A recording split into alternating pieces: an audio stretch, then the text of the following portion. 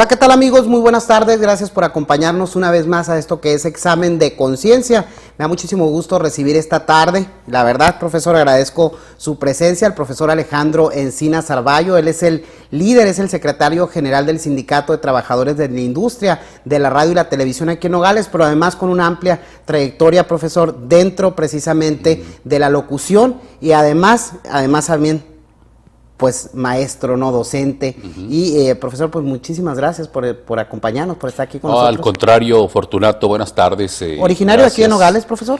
Aquí crecí en Nogales, yo fíjate, he andado en varias partes, yo nací en Santana, a los pocos meses mi familia se viene a Nogales y aquí o sea, llega usted a Nogales con su familia.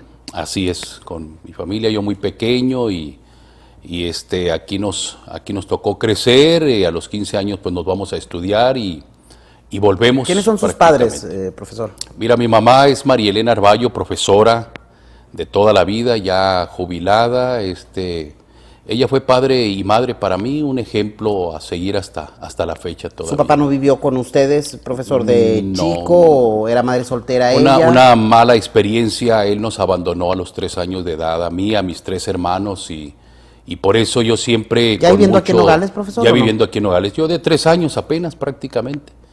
Por eso yo no me canso de reconocer el ímpetu, el valor de mi madre que supo sacarnos adelante en un barrio que para muchos tenía la fama de ser muy conflictivo, la Buenos Aires, ¿no? O sea que creció en la Buenos Aires, en la profesor. Buenos Aires, ahí frente a la escuela Ignacio Zaragoza y afortunadamente siempre con el buen ejemplo y el rigor de una madre, pues logramos salir adelante. ¿Cuántos eran en su casa en ese tiempo? ¿Su mamá, usted? ¿Cuántos hermanos? Mis 3 hermanos. 3 hermanos. ¿Profesiones de ellos también maestros o no? Mi hermana mayor es maestra, ella también escogió el camino de la docencia.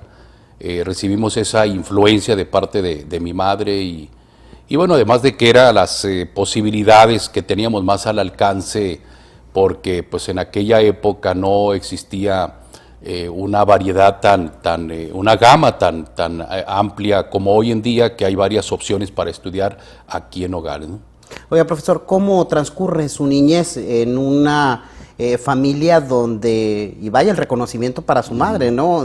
Sacar adelante a 3 hijos. Afortunadamente tenía ella una profesión, era maestra, sí. Pero ¿cómo es en vivir en una familia donde el pilar es una mujer y tiene que hacer las mismas de mamá y de papá, ¿no?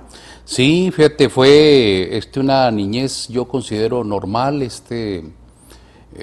con los juegos típicos, con las carencias posiblemente, pero pues crecimos, yo creo que eso nos sirvió mucho para forjar nuestro carácter. No tuvimos los lujos ni las comodidades, pero creo que para un chamaco... Pues, la comida no faltaba, profesor. No, ya con que no falte la comida, el techo y el lugar donde dormir, pues es suficiente para un chamaco. ¿Dónde estudió la primaria, profesor?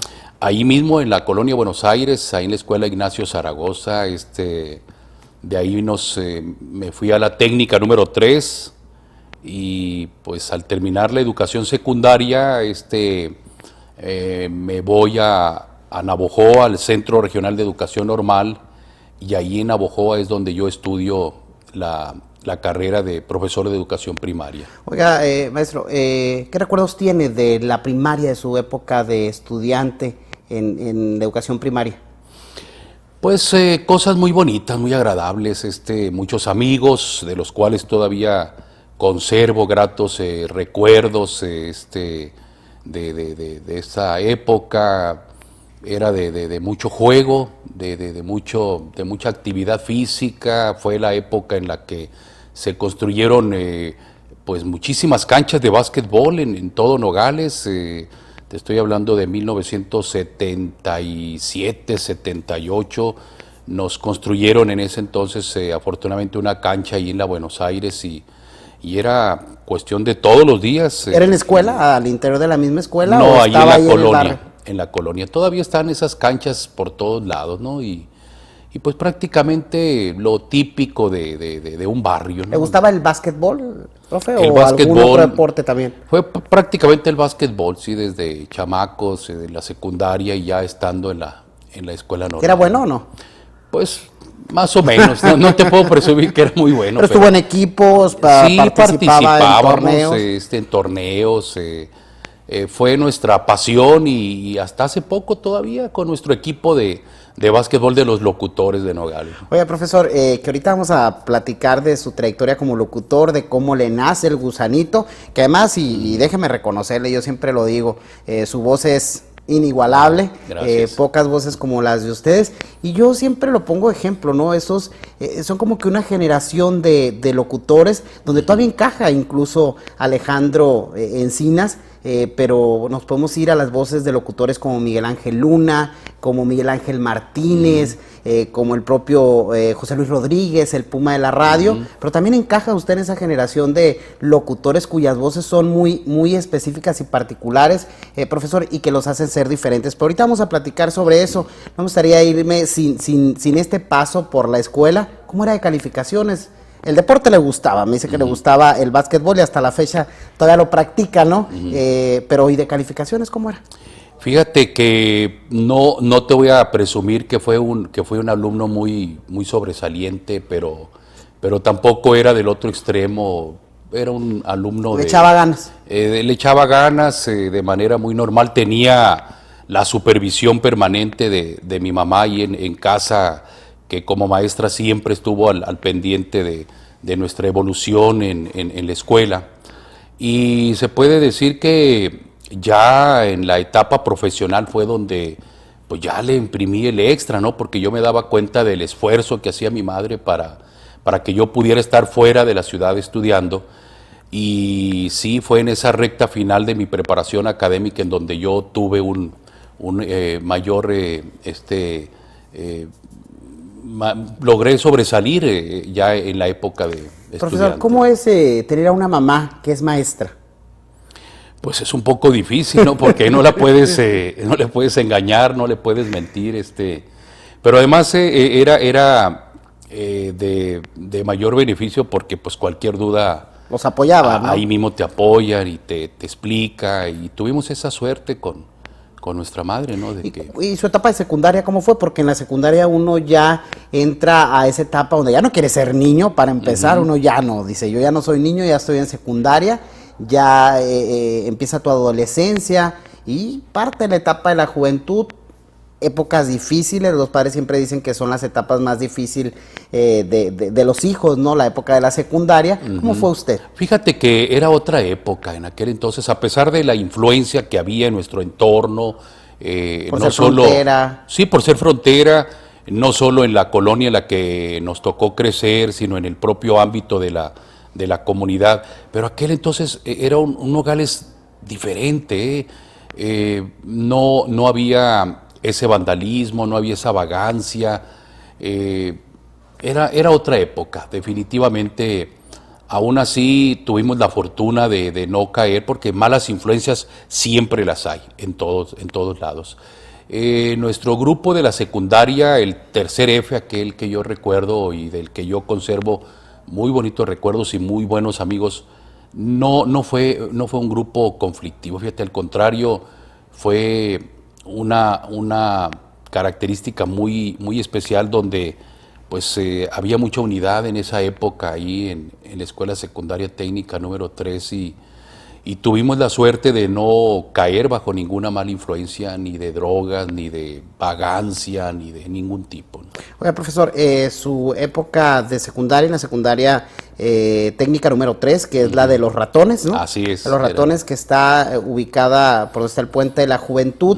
En esa época, en la época de estudiante de la secundaria, ¿ya le empezaba el gusto por, no sé, ser maestro de ceremonia, participar en los lunes cívicos, que es lo más tradicional o típico que existe en una escuela donde le dan la oportunidad al alumno de participar, ¿no? De participar con palabras a la bandera o ese tipo de cosas? ¿Participaba ahí en eso, no? Muy rara vez.